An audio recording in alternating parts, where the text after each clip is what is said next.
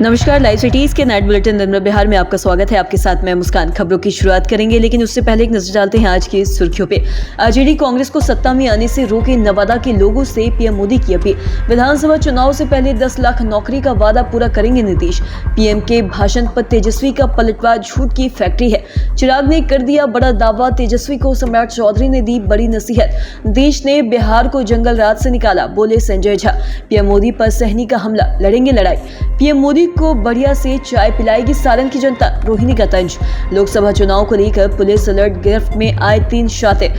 अप्रैल में ही जून जैसा हालत, अब खबरें विस्तार से। नवादा में चुनावी जनसभा को संबोधित करते हुए महागठबंधन पर जमकर निशाना साधा। पीएम ने लोगों को बिहार के जंगल राज की याद दिलाई। उन्होंने कहा कि बिहार में एक वो भी समय था जब हमारी बहन बेटियों को सड़क पर निकलने से डर लगता था, लेकिन नीतीश कुमार और सुशील कुमार मोदी प्रयासों के बाद भी बिहार इस गुंडा राज से बाहर नहीं निकला।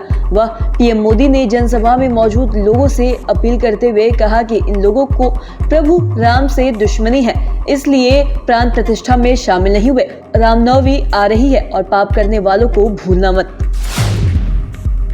वहीं सीएम नीतीश ने नवादा से लोकसभा प्रत्याशी विवेक ठाकुर के भारी मतों से जीतने का दावा किया। इस दौरान सीएम ने बिहार में हो रहे विकास की चर्चा करते हुए कहा कि अब हर जगह रास्ता बन गया। केंद्र सरकार की ओर से विकास कार्य में काफी सहयोग भी किया गया। तो वहीं उन्होंने कहा कि 2005 से 2020 तक उनकी सरकार में 8 लाख से ज्यादा लोगों को नौकरी दी गई। अब विधानसभा चुनाव से पहले बिहार में वो 10 लाख नौकरी का वादा पूरा करेंगे। तो वहीं नीतीश कुमार ने कहा कि बिहार में पति पत्नी की सरकार ने क्या किया। नई पीढ़ी के लोग बिहार में घूम सकते हैं, लेकिन उनके अभिभावकों को बच्चों को बताना चाहिए कि 2005 के पहले बिहार की क्या दशा थी। नवादा की रैली में पीएम के भाषण पर पलटवार करते हुए तेजस्वी ने कहा कि पीएम बेरोजगारी, महंगाई के मुद्दे पर नहीं बोलते हैं, बस लोगों को मुद्दे से भटकाते हैं। तो वहीं पीएम नरेंद्र मोदी झूठ की फैक्ट्री है। वह बगहा में जनसभा को संबोधित करते हुए तेजस्वी ने कहा कि इस बार वाल्मीकि नगर लोकसभा सीट से दीपक यादव हमारे कैंडिडेट होंगे। तो वहीं आप लोग इन्हें अपना समर्थन देने का काम करें। इस बार हम लोग सभी 40 की 40 सीटों पर चुनाव में बहुमत हासिल करेंगे।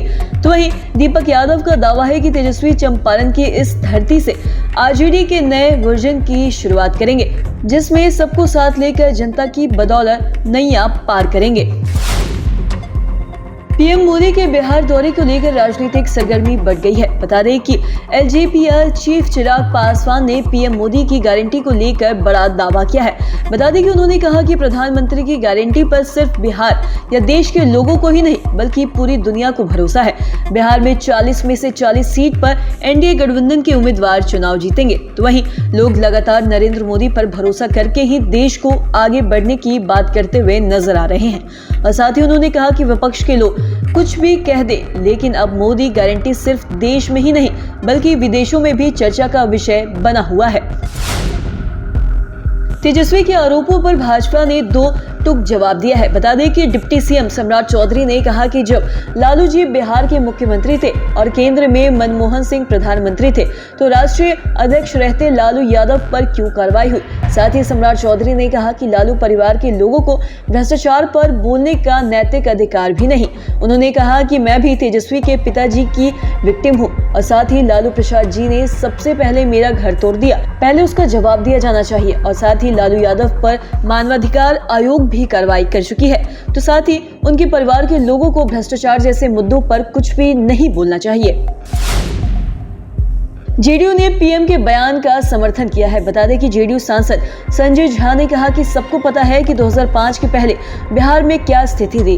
यहाँ तक कि राजधानी पटना में भी लोग शाम को 7 बजे के बाद नहीं निकल पाते थे। तो वहीं तेजस्वी के नौकरी देने के दावों पर कहा कि किसी भी राज्य सरकार का हेड मुख्यमंत्री होता है, ऐसे में इनकी बातों में तानिक भी सच्चाई नहीं है।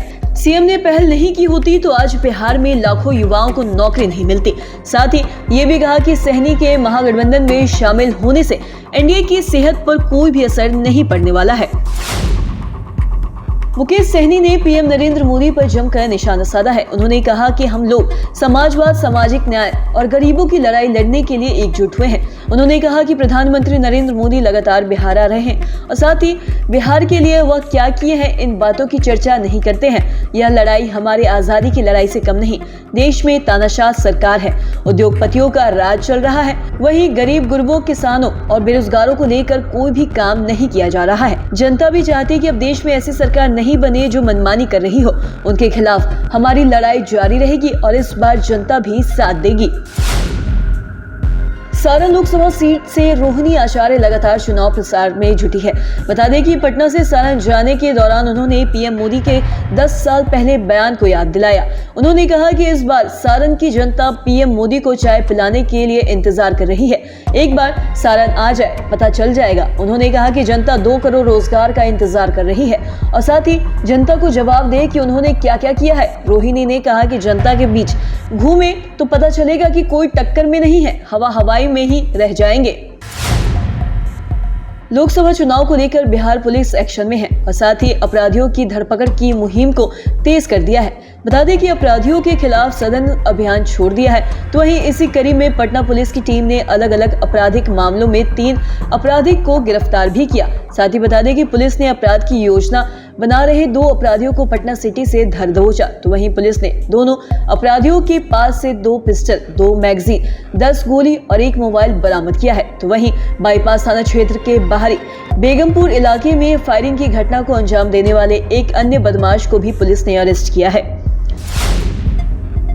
राजधानी पटना समेत पूरे बिहार में इन दिनों प्रचंड गर्मी पड़ रही है। तो वहीं बता दें कि अप्रैल में ही जून जैसा हालत हो गया है और साथ ही गर्मी का आलम यह है कि दोपहर में ही सड़कों पर लोगों की भीड़ कम दिखने लगे हैं। तो वहीं अभी मई और जून की गर्मी बाकी रह गई है। मौसम वैज्ञानिकों के अनुसार अगले 24 घंटे में राजधानी पटना के अलावा भभुआ, रोहतास, बांका, जमुई, औरंगाबाद, नवादा में हल्की बारिश के साथ ही बिजली गरजने की भी संभावना है। बावजूद इसके बिहार के लोगों को अगले 1-2 दिनों तक गर्मी से राहत मिलने की उम्मीद बिल्कुल नहीं है। तो आज के इस वीडियो में इतना ही। अगर आपने अब तक हमारे चैनल को सब्सक्राइब नहीं किया तो तुरंत कर ले। साथ ही हमारे फेसबुक पेज को लाइक करें। वीडियो देखने के लिए आपका धन्यवाद।